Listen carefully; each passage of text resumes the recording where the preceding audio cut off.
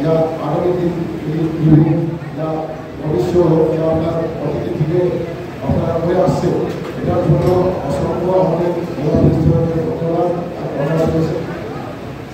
যার রক্ত দরকার সেই জানে রক্ত আজকে ঠাকুর ঈশ্বর ঠাকুর আমাদের মধ্যে যারা উপস্থিত আছেন কারো এরকম সিচুয়েশন আসুক যাতে আমাদের রক্ত প্রয়োজন হবে। আজকে যে আপনাদের এই যে ভাবনা চিন্তা এই যে উঠল কি আমাদের যদি না হয় তাহলে অন্যদের যাদের রক্ত দরকার সেটা তুলে ধরা সেটা কতটা আমাদের এই সমাজ থেকে হোক কতটা দরকার হতে পারে কতটা একটা জীবন বাঁচাতে পারে সেটাই জন্য আমি আপনাদেরকে আবার থ্যাংক ইউ জানাই। যেহেতু পুলিশ আছি তো দুটো জিনিস পুলিশের কথা বলবো। এক হচ্ছে আমাদের ওসি ট্রাফিকও আছে আমাদের টাউন আছে রাস্তায় যখন যাবেন রক্তের কথা যখন বলছেন রক্তদানে নেবেন রাস্তাতে নেবেন রাস্তাতে যদি হেলমেট পরেন তাহলে ওই রক্তদান শিবির যদি দিতে হয় রক্ত দিতে হয় তাহলে কৃপা করে রাস্তাতে দেবেন মানে সেটা হচ্ছে অবশ্যই হেলমেট পরবেন যান উনি মোটরসাইকেল চালাচ্ছেন গাড়ি চালাচ্ছেন আমরা কি দেখি এখান থেকে বেরোবো আমরা কিন্তু বাংলাতে অনেক লক্ষ্য রেখেছি কি মেন রাস্তায় যখনই উঠি ডান দিকে বাঁ দিকে কোনোদিনই যান যতজন লোককে দেখেছি আমার চোখ থেকে আমি যেন দেখেছি কি ডান দিকে বাঁ দিকে ওনারা দেখেন না।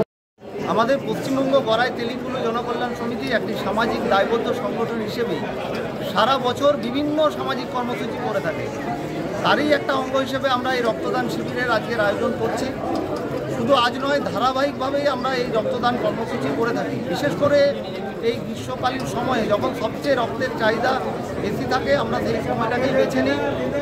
দিনের পর দিন আপনারা জানেন থ্যালাসেমিয়ার রোগীর সংখ্যা প্রচুর বেড়ে চলেছে। ছোট ছোট বাচ্চাগুলো প্রতিদিন অনেক রক্তের প্রয়োজন হচ্ছে। তাই শুধু আমাদের নয় পুরো নাগরিক সমাজকে এগিয়ে আসতে হবে আরও বেশি করে এই রক্তদান শিবিরকে মানুষকে রক্ত যাতে দান করে তাতে আরও বেশি করে উদ্বুদ্ধ করতে হবে। তারই অঙ্গ হিসেবে আমরা এই রক্তদান শিবির করেছি। প্রায় 100-র অধিক রক্তদাতা আমাদের এই রক্তদান শিবিরে আজকে রক্তদান করবেন।